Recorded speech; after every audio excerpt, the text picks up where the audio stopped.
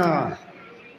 तो आप सभी भक्तों का इस रविवार के प्रीति भोज कार्यक्रम में श्री श्री राधा गिरधारी मंदिर की तरफ से हार्दिक स्वागत करते हैं। तो आज से 5 दिन बाद कार्तिक मास प्रारंभ होने वाला है। तो मैंने सोचा कि अभी 4-5 दिन का समय मिलेगा प्रिपेयर करने के लिए, है कि नहीं? क्योंकि अगला संडे जो है तो फिर 2 दिन निकल जाएगा।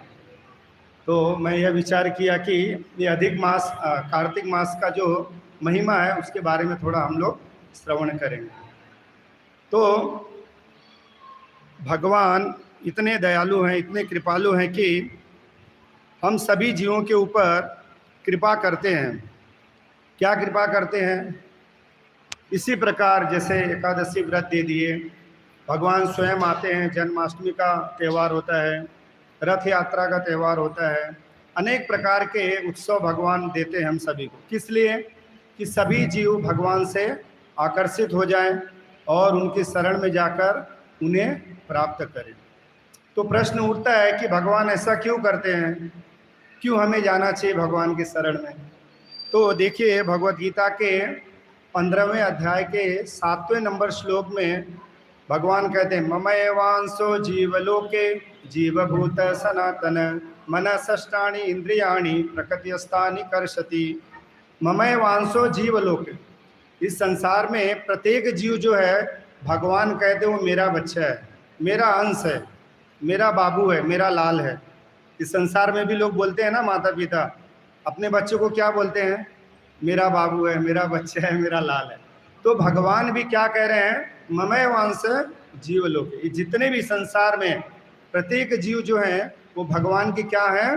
अंश है। अर्थात हम सभी जीवों का संबंध किससे है? परम भगवान श्री कृष्ण से। लेकिन अब हम उस संबंध को क्या हुआ है, क्या कर चुके हैं? भूल गए हैं अनादिकाल से। और इस प्रकार भूलने के कारण अब यहाँ हम आकर भौतिक संसार में कष्ट भोग रहे हैं। समझ में आ रहा है सबको? अनादिकाल से कृष्ण बहिर्मुखे, कौन सा श्लोक है?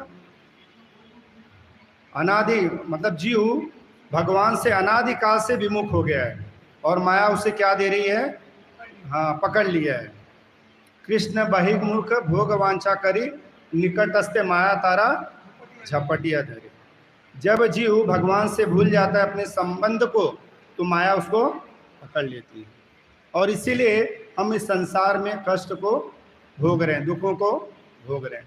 तो भगवान नहीं चाहते हैं। जैसे इस संसार में एक माता पिता जो हैं वो अपने पुत्र से बहुत अधिक प्रेम करते हैं, है कि नहीं? अच्छे से अच्छे स्कूल में पढ़ाते हैं, कपड़ा देते हैं, खाने पीने को देते हैं, क्या नहीं करते। लेकिन एक समय ऐसा आता है कि वही बच्चा जो है अपने माता पिता को छोड़ देता है।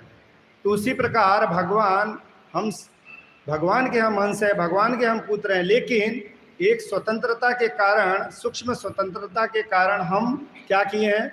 भगवान को भूल गए हैं। ये स्वतंत्रता के कारण ही हम भूल गए हैं। भगवान पूर्ण स्वराट है। जन्माधियस यतो अन्वयात इतरतो च अर्थेषु अभिज्ञ स्वराट। भगवान क्या है?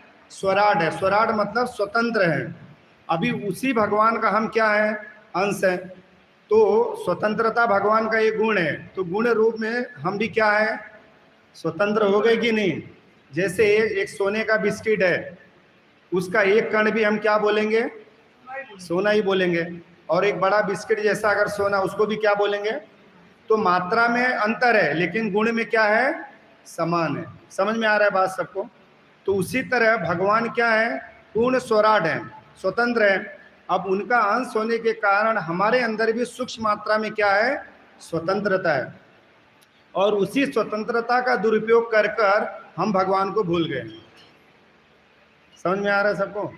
स्वतंत्रता के कारण भगवान चाहे तो 1 सेकंड में सबको अपने पास बुला सकते हैं, लेकिन फिर स्वतंत्रता का मतलब नहीं हुआ ना, है कि नहीं? अगर कोई पिता अपने बच्चों को बोले जाओ मेरी तरफ से छूट है, जो मन में आए करो, और वो बच्चा कुछ करने गया तो पिताजी बोले नहीं ऐसा नहीं करना है, तो फिर स्वतंत्रता का कोई मतलब हुआ क्या? कोई मतलब नहीं है। तो बस वही स्वतंत्रता के कारण हम इस संसार में फंस गए। उसका दुरुपयोग कर रहे हैं। उसका हमको क्या करना है? सदुपयोग करना है। भगवान कहते हैं भोक्ताराम यज्ञ तपसाम सर्वलोक महेश्वरम सुहृदम सर्वभूतानाम ज्ञात्वा माम शांतिम रक्षति। 5वें अध्याय के 29 नंबर श्लोक में भगवान कहते हैं मैं समस्त यज्ञों का क्या हूँ? भोक्ता हूँ। समस्त लोगों का क्या हूँ? मैं स्वामी हूँ। समस्त जीवों का क्या हूँ? मैं हितैषी हूँ। अब वही सूक्ष्म है, स्वतंत्रता के कारण हमारे अंदर भी वही भाव आ रहा है, हम भी भोगना चाहते हैं। हमारे अंदर भी तो भोग दृष्टि है ना, है कि नहीं? हमारा भी लोक होना चाहिए ना, 2-4 फ्लैट मीरा भाईंदर रोड में अंधेरी में होना चाहिए कि नहीं? गुण वही है ना, वही तो लालसा है, 2-4-5 फ्लैट हो जाना चाहिए, जगह जमीन हो जाना चाहिए, है कि नहीं? भगवान ही क्यों रहेंगे, हम भी मालिक बनना चाहते हैं, वही गुण के कारण। भगवान कहते हैं सूर्यधम सर मैं सभी जीवों का पालक हूँ, हितैषी हूँ। हम सोचे क्यों हम नहीं रह सकते क्या? हमारे भी बच्चे, हमारे भी परिवार है, हम भी तो सबका पालन करते हैं। तो कहीं ना कहीं अल्प मात्रा में वही चीज हम भी क्या कर रहे हैं, यहाँ पर दुरुपयोग कर रहे हैं। हमको भोक्ता नहीं बनना है, हमको क्या बनना है? हाँ, भक्त बनना है, भगवान के शरण में भगवान की सेवा करना है। तो जब हम ये चीज भूल गए हैं, इसीलिए भगवान हमको क्या दे रहे हैं? अवसर प्रदान करते हैं कि किसी न किसी तरह वो जीव जो है वो आकर्षित हो जाए और पुनः जो खोया हुआ संबंध है वो प्राप्त कर ले। तो संबंध कैसे प्राप्त होगा? जब कोई व्यक्ति भगवान की शरण में जाएगा। इसीलिए भगवान 18वें अध्याय के 66 नंबर श्लोक में कहते हैं सर्वधर्मान परित्यज्य मामेकम शरणम व्रज अहम त्वाम सर्वपापेभ्यो मोक्षयिष्यामि मा शुचः। डरो मत, जन्म जन्मांतर से हम लोग क्या किए क्या नहीं किए भूल जाओ। अब भगवान कह रहे हैं, अभी नहीं कह रहे हैं। यह बात भगवान 5,500 वर्ष पहले बोले थे अर्जुन को माध्यम बनाकर, 12 करोड़ 4 लाख वर्ष पहले सूर्यदेव विवस्वान को बोले थे है कि नहीं? तो भगवान बोल दिए। अभी लोग कहते हैं अरे क्या करें प्रभु, जब उनकी कृपा होगी तब हम आएंगे। भगवान 5,500 वर्ष पहले ही बोल दिए सर्वधर्मान परित्यज्य माम एकम। हाँ, हाथ से बोले माम एकम, केवल एकमात्र मेरी शरण में आओ। तो भगवान बोले नहीं है क्या? 5,500 वर्ष पहले से बोल के रखे हैं। बस हम जाते नहीं है और कहते हैं प्रभु जब कृपा करेंगे तब जाएंगे। प्रभु तो ऑलरेडी कृपा कर चुके हैं, बस हमको जाना है।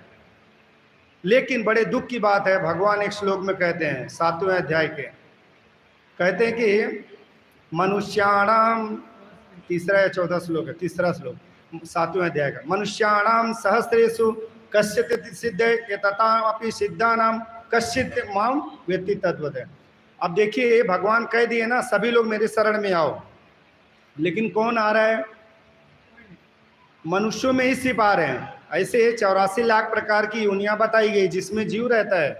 पद्म पुराण में जलजा 9 लाक्षाणी अस्थावर लक्ष्मींसति कृमयो रुद्र संख्या नाम पक्षिणाम 10 लक्षणाम त्रिसंत लक्षाणी पासवा चतुर् लक्षाणी मनुष्य। 9 लाख प्रकार के जीव पानी में रहते हैं, 20 लाख प्रकार के जीव पेड़ पौधे हैं, जमीन पे रहते हैं। ये पेड़ पौधे हम लोग देख रहे हैं ना, अलग अलग प्रकार के 20 लाख प्रकार की योनियां हैं, जीव रहते हैं उसमें। कृमयो रुद्र संख्या नाम, कीड़े मकोड़े जिनको हम देखना पसंद नहीं करते वो भी क्या है? सभी जीवात्मा है। और पक्षिणाम 10 लक्षणाम, 10 लाख पक्षी हैं जो हवा में उड़ते हैं। त्रिसंत लक्षाणी पासवा, 30 लाख 4 पैरों वाले जानवर हैं, कुत्ता बिल्ली शेर इत्यादि होते हैं। और फिर चतुर् लक्षाणी मानुषा, उसमें देवता से लेके निम्न कोटि के जितने भी मनुष्य हैं, ब्राह्मण हो, क्षत्रिय हो, वैश्य हो, शूद्र हो, किरात हुड़ांद पुलिंद पुलकस आभिर कंका यवन खस, सब पकड़ लो। उसमें से भगवान कहते हैं कि कोई बिरला ही है जो मेरी शरण में आता है। मनुष्याणाम सहस्रेषु, कोई बिरला ही। और उसमें से भी बहुत कम लोग हैं जो मुझे तत्वतः जान पाते हैं। तत्व का अर्थ यह नहीं कि हम सुनते हैं भगवान का जन्म कहाँ हुआ है, भगवान का जन्म मथुरा में कंस की जेल में हुआ है, ये भी बात सही है, लेकिन तत्व से जानना चाहिए कि वो जन्म कैसा है भगवान का। इसीलिए भगवान कहते हैं जन्म कर्म च मे दिव्यम एवं एवं वेत्ति तत्वतः, 4थे अध्याय में, है कि नहीं? तो तत्व से जानना है, तब जाकर हम पूरा जानकारी हमें मिलेगा। तो ये भगवान कहते हैं। लेकिन बड़े दुख की बात है, शायद यह श्लोक बोलते समय भगवान बड़े दुखी हो गए होंगे कि मनुष्याणाम सहस्र, करोड़ों करोड़ों हजारों मनुष्यों में से कोई बिरला ही मेरी शरण में आने के लिए आता है, और उसमें से बहुत कम लोग मुझे तत्व से जान पाते हैं।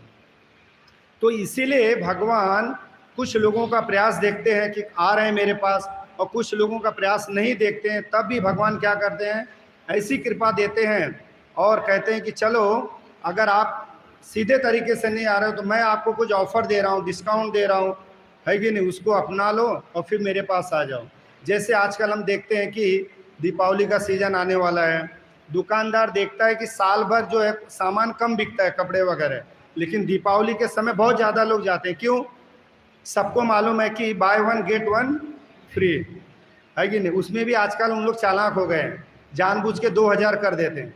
उनको मालूम है कि एक फ्री दूंगा तो बराबर ही हो जाएगा, है कि नहीं। तो भगवान तो सबकी बुद्धिमानों की बुद्धि कौन है? बुद्धि बुद्धिम मतामस्मि। भगवान तो सभी बुद्धिमानों की बुद्धिमान है, तो उनके दिमाग में नहीं चलेगा ये सब। इसीलिए भगवान कहते हैं चलो आप साल भर, ऐसे तो प्रतिदिन भक्ति करो, बहुत अच्छी बात है। अगर साल भर नहीं कर रहे हो ज़्यादा तो कम से कम 4 महीना करो, चातुर्मास। 12 महीने में 4 मास जो है वो चातुर्मास। अगर वो 4 मास भी नहीं कर पा रहे हो तो कम से कम अंतिम मास कार्तिक मास का पालन करो। अगर कोई व्यक्ति भगवान को इतना प्रिय है, इसकी महिमा ब्रह्मा जी अपने चतुर्मुख से और अपने आयु के 100 वर्ष तक नहीं गा सकते। इस कार्तिक मास की क्या महिमा है। तो हमारे तो एक ही मुंह है कि नहीं। ब्रह्मा जी क्या कहते हैं, उनके 4 मुंह हैं, 4 सर है ना, चतुर्मुखी ब्रह्मा, अपने 4 मुख से, और उनकी आयु 100 वर्ष है, हमारे जैसी आयु नहीं है। ब्रह्मा का 100 वर्ष कितना है पता है? देखो 4 युग होते हैं, सतयुग, त्रेता, द्वापर, कलयुग। कलयुग की आयु है 4,32,000, इसका डबल कर दोगे तो द्वापर 8,64,000, उसका 3 गुना कर दोगे तो 12,96,000 त्रेता, उसका 4 गुना करोगे 17,28,000 वर्ष, चारों को जोड़ दोगे 43,20,000 वर्ष हो गया। ऐसे जब 1000 बार बीतता है ना, तब ब्रह्मा का एक दिन होता है, और फिर 1000 बीतता है तो ब्रह्मा जी का एक रात्रि होता है। ऐसे ब्रह्मा जी 1 महीने का, 30 दिन का 1 महीना और 364 दिन का 1 साल, 100 साल जीते हैं। अभी कैलकुलेशन आप लोग कर लेना बाद में।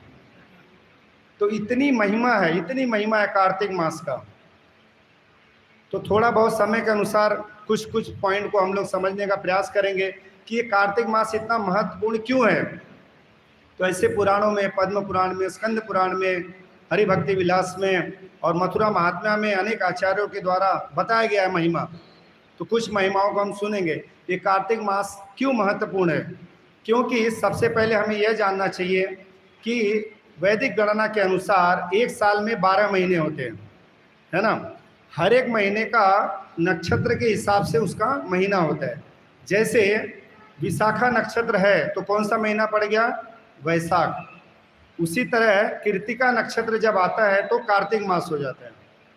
अभी आप लोग, हम लोग जानते हैं जनवरी, फरवरी, पाश्चात्य कैलेंडर, कार्तिक मास, ये सब पता है किसी को? चैत, बैसाख, जेठ, आषाढ़, सावन, कुवार, भादो, कार्तिक, अगहन, पौष मास और फागुन, है कि नहीं। पहले लोगों को यही सब मालूम था। अभी ये जनवरी, फरवरी, मार्च, अप्रैल, मई, जून, जुलाई, ये सब आ गया, है ना। तो ये कार्तिक मास इस दृष्टि से भी है, कृतिका नक्षत्र के कारण। लेकिन हमारे जो गौड़ीय वैष्णव लोग हैं उनके अनुसार राधा रानी का एक नाम क्या है? कार्तिका कुमारी। कीर्तिदा माता के पुत्री होने के कारण उनका एक नाम क्या है? कार्तिका कुमारी, और उन्हीं के नाम से ये महीना पड़ा कार्तिक मास। बोलो राधा रानी के। तो ये जो महीना है उसकी अधिष्ठात्री देवी कौन है? श्रीमती राधा रानी। इसलिए ये महीना भगवान कृष्ण को बहुत प्रिय है। ऐसे भगवद गीता में भगवान कहते हैं मासा नाम मार्गशीर्षम, मतलब इसके बाद वाला जो महीना है वो भगवान को पसंद है। लेकिन ये क्यों पसंद है? क्योंकि ये राधा रानी का महीना पहले आता है। तो पहले राधा फिर कृष्ण, है कि नहीं। पहले राधा, पहले कृष्ण, पहले सीता, फिर पहले लक्ष्मी, फिर नारायण, है कि नहीं। तो पहले राधा रानी का महीना आया, इसीलिए ये भगवान को बहुत प्रिय है। इसलिए कार्तिक मास भी बहुत महत्वपूर्ण है। दूसरी बात, इस मास को ऊर्जा मास भी कहते हैं। ऊर्जा यानी क्या होता है? शक्ति। और राधा रानी कौन है? राधा पूर्ण शक्ति, कृष्ण पूर्ण शक्तिमान, दुई वस्तु भेद नहीं शास्त्रे रे प्रमाण। राधा रानी कौन है? पूर्ण शक्ति है, और कृष्ण पूर्ण शक्तिमान है। तो राधा रानी अपनी पूर्ण शक्ति के द्वारा भगवान कृष्ण को क्या करती हैं? प्रसन्न करती हैं, सेवा करती हैं।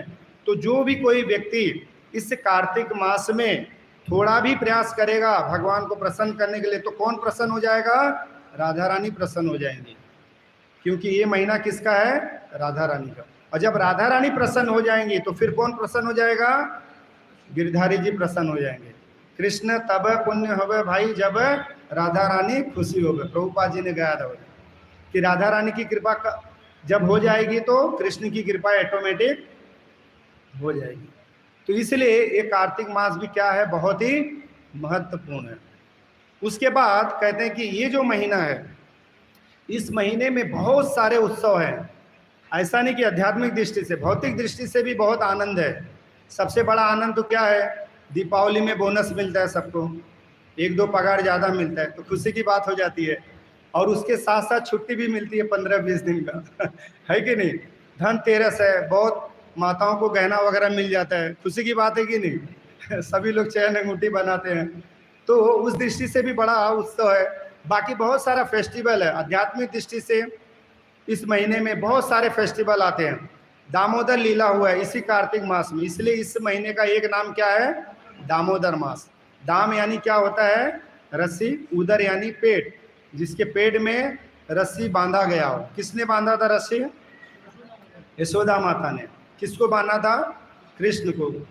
तो नाम पड़ गया कौन सा? दामोदर, यशोदा दामोदर और हम गाते हैं राधा दामोदर, क्योंकि एक और लीला भी हुआ था। एक बार सेवा कुंज में इसी महीने में कार्तिक में राधा रानी जो है वो कृष्ण को बुला रही थी, कृष्ण आने में देर कर दिए तो राधा रानी मान कर बैठी, क्रोध में आ गई, गुस्सा हो गया। और उन्होंने क्या किया, जब कृष्ण लेट आए तो अपनी सखियों कहा कि इसको लताओं से बांध दो, तो कृष्ण को बांध दिए, इसीलिए पड़ गया उनका नाम राधा दामोदर। और ये राधा दामोदर लीला भी इसी कार्तिक मास में दीपावली के दिन हुआ था। हम लोग सब जानते हैं लीला। कृष्ण किस प्रकार भगवान कृष्ण जो है वो क्या करते थे? सारी गोपियों के घर पे जाकर माखन इत्यादि चुरा कर लाते थे। सारी गोपियां जो है उलाहना लेकर यशोदा मैया के पास जाती हैं कि ये लल्ला बहुत नटखट हो गया है, बहुत परेशान कर रहा है। सारी दूधें जो है, कथा बहुत लंबा है लेकिन मैं संक्षिप्त में बता रहा हूँ, बहुत परेशान किया।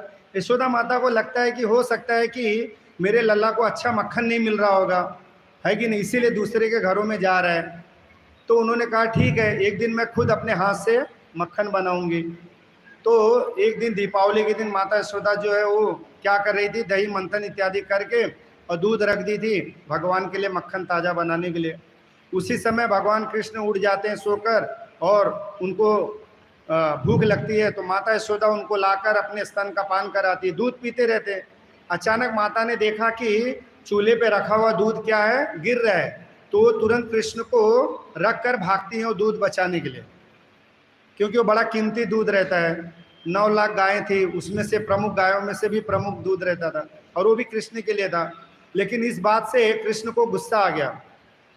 ये बड़ा सुंदर लीला है, भगवान है शांतारम शांताकारम भुजन, लेकिन उनको क्रोध आ गया। बोले मैया मैं गोलोक धाम से आया हूँ दूध पीने के लिए आपका, और आप उस चूल्हे पे रखे हुए दूध के लिए मुझे नीचे छोड़ के चली गई, है कि नहीं।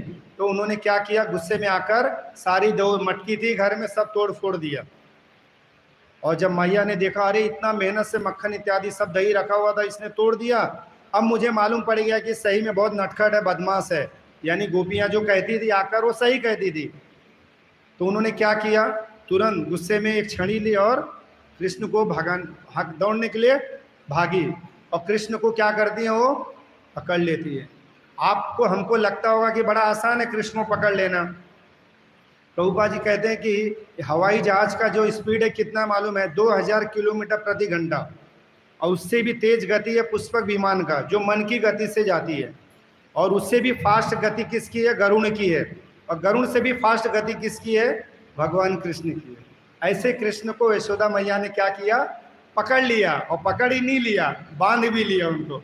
लेकिन किससे बांधा, प्रेम के रस्सी से बांध दिया। अर्थात इस महीने में अगर कोई भगवान दामोदर के मास में अगर कोई भगवान की भक्ति करता है तो भगवान उसके प्रेम में बंधे जाते हैं। रूप गोस्वामी पाद कहते हैं कि इस महीने में अनजाने में भी कोई अगर थोड़ा बहुत भी प्रयास कर दिया, ऐसे भगवान कृष्ण सबको सब कुछ देते हैं, गाड़ी बंगला नौकर चाकर जो चाहिए मिल जाएगा, लेकिन अपनी शुद्ध भक्ति वो जल्दी नहीं देते। क्यों नहीं देते हैं?